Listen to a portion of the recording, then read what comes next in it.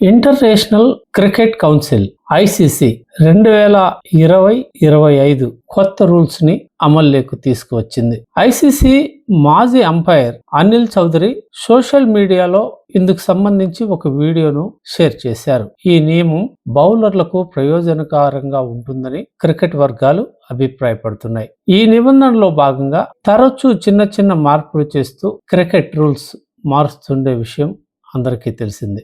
ICC తీసుకొస్తున్న నిబంధనలో కొన్నిసార్లు బ్యాటర్లకు అనుకూలంగా, మరికొన్నిసార్లు బౌలర్లకు అనుకూలంగా ఉండటం జరుగుతోంది. ఈ క్రమంలో ప్రస్తుతం తీసుకొచ్చిన నిబంధన బ్యాటర్లకు ఇబ్బందికరంగా మారుతుందని, బౌలర్లకు ప్రయోజనకరంగా ఉంటుందని క్రికెట్ వర్గాలు చెబుతున్నాయి. ఈ కొత్త నిబంధనను ఒకసారి పరిశీలిస్తే, సాధారణంగా క్రికెట్లో బ్యాటర్లు తరచూ బౌలర్లను అయోమయానికి గురి చేయడానికి, ఫీల్డింగ్ ను దెబ్బతీయడానికి వింత వింత షాట్లు ఆడే ప్రయత్నాలు చేస్తుంటారు. ఇందులో భాగంగా కొందరు బ్యాటర్లు స్టంప్ వెనుకకు, మరికొందరు పిచ్ నుంచి పూర్తిగా పక్కకు జరిగి షాట్లు ఆడటం చేస్తుంటారు. అయితే ఈ విధమైన ఆటను నియంత్రించడానికి, బౌలర్లకు ప్రయోజనకరంగా ఉండడానికి ఐసీసీ ఈ కొత్త నిబంధన తీసుకువచ్చినట్లు తెలుస్తోంది. ఇందులో భాగంగా బంతిని ఎదుర్కొనే బ్యాట్ అతడి శరీరంలో ఏ ఒక్క భాగం కూడా పిచ్చి లోపల లేకపోతే ఆ బంతిని డెడ్ బాల్ గా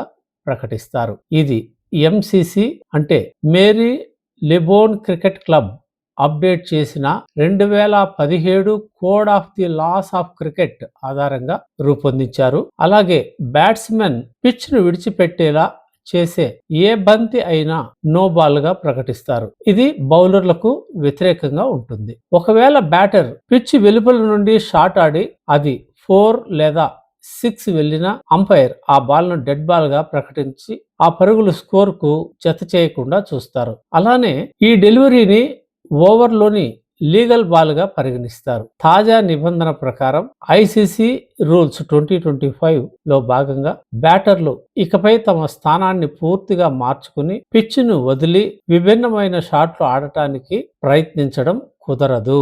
అలా ఆడే బ్యాట్స్మెన్ కి ప్రతికూల ఫలితాలు ఎదురవడం తథ్యం. కావున బ్యాటర్లకు ఇక ఈ నిబంధన చాలా ఇబ్బందికరంగా తయారవుతుందని, పదే 6లు 4లు కొడుతున్న వాళ్ళకి ఈ నిబంధన చెక్ పెడుతుందని క్రికెట్ వర్గాలు అంటున్నాయి. అంతేకాక భారీగా పరుగులు సమర్పించుకుంటున్న బౌలర్లకు ఈ నిబంధన పెద్ద ఊరట కలిగిస్తుందని కూడా క్రికెట్ నిపుణులు చెబుతున్నారు.